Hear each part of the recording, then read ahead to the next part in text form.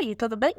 Eu sou a Lucinete, seja bem-vindo para mais um vídeo. Imagine um mundo perfeito para você. Um mundo completamente sem problemas e com todas as esferas de uma sociedade funcionando perfeitamente. A política, a moralidade, a cultura, a economia, etc. Tudo funciona direito e não existe defeito nesse mundo. Como seria esse seu pequeno paraíso sob medida? E, mais importante ainda, o que garante que o seu paraíso não seja o inferno de outro alguém? Hoje vamos falar sobre o conceito de utopia, uma sociedade perfeita e com zero problemas. Então, apenas por agora, se esqueça dos seus problemas e já clique aí embaixo em se inscrever enquanto eu rodo a vinheta.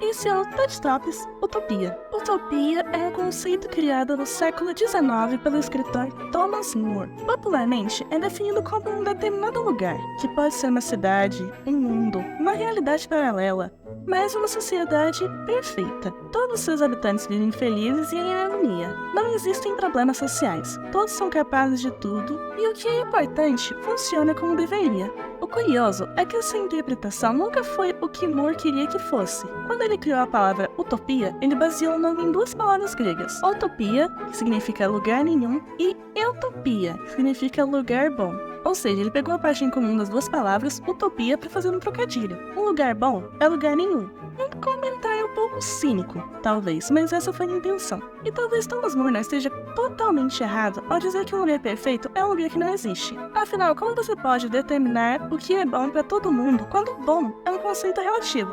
Por isso, existem utopias de todos os tipos de propostas, baseadas nos mais distintos princípios. Você tem, por exemplo, o próprio livro Utopia, de Thomas More, que é sobre uma utopia socialista, ou os livros de Iain M. Banks. São utopias baseadas na tecnologia que permitem que uma grande civilização sobreviva sem ter problemas, uma vez que tudo é possível de se resolver com tecnologia avançada o suficiente. Esses são exemplos de utopias relativas, já que elas são corretas de acordo com quem concorda com a visão principal dos livros.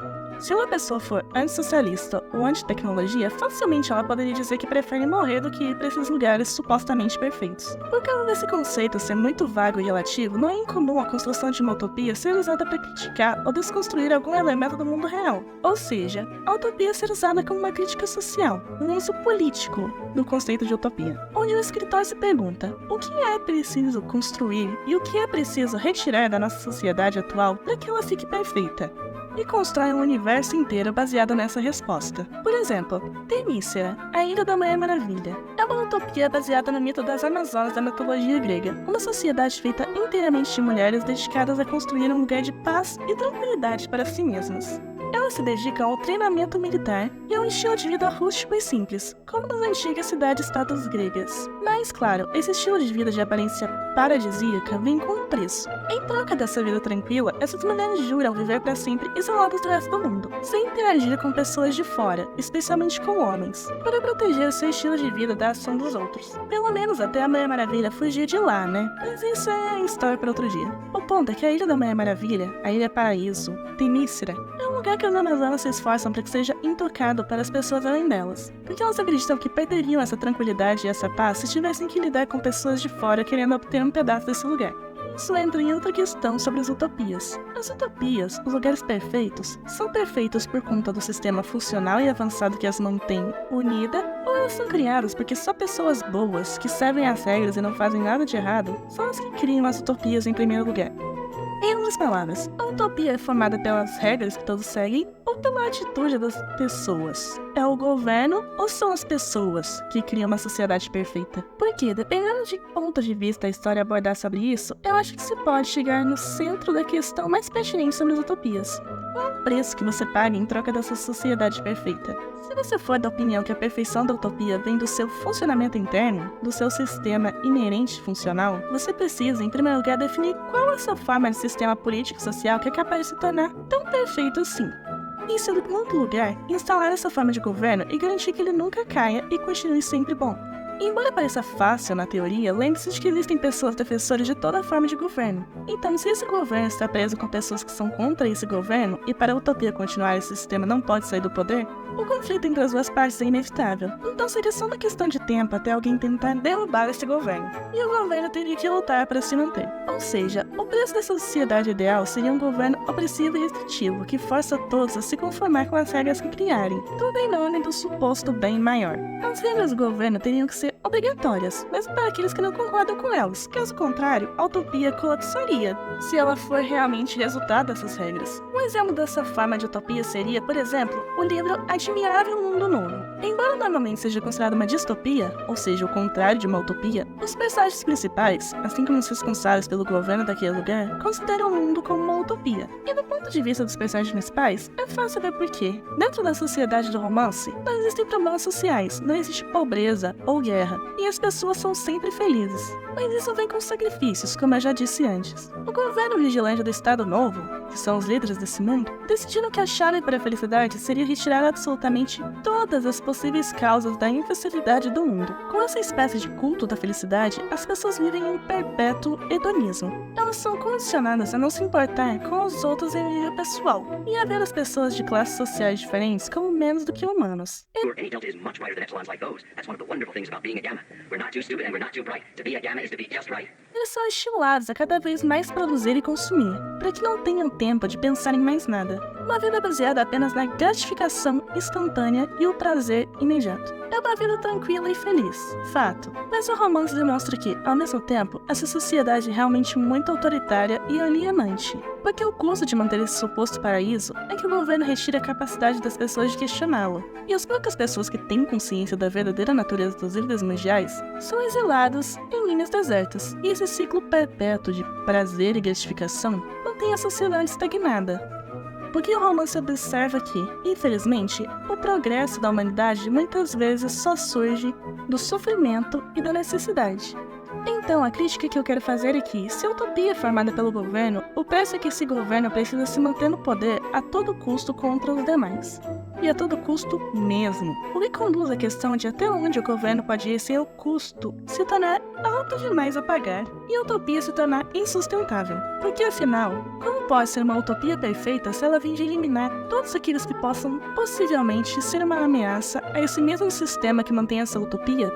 Só que essa é uma das possibilidades. Como vocês devem se lembrar, eu falei que as utopias podem surgir de um sistema perfeito, que foi o que eu acabei de descrever,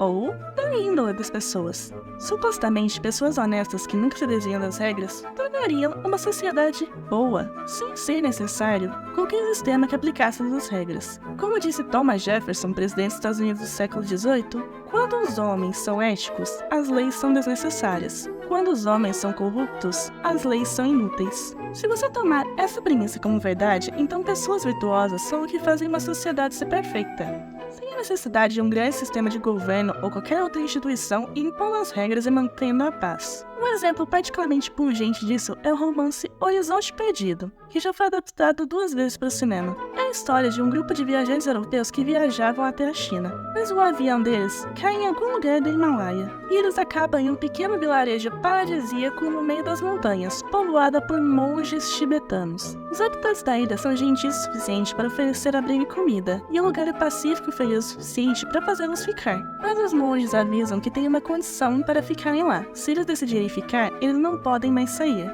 O líder dos monges explica que essa regra é necessária para manter aquele pequeno canto do paraíso para eles.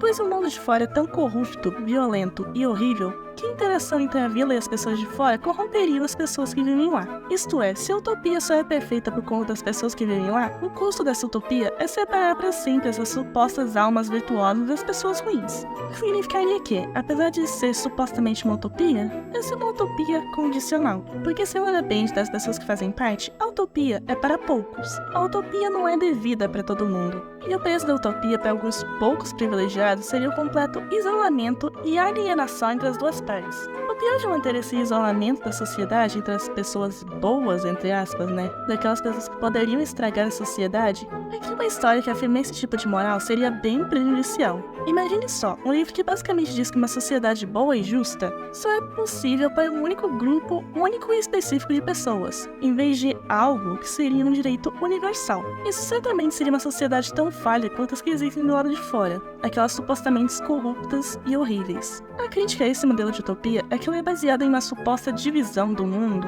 em pessoas 100% boas e 100% ruins, e na completa e eterna separação entre os dois grupos, o que é uma situação tão improvável quanto problemática. E eu acho que a grande moral desse vídeo é que as utopias são muito vagas e abstratas para serem propriamente desenvolvidas na ficção. O que, reconhecidamente, não é lá uma moral muito boa para compartilhar.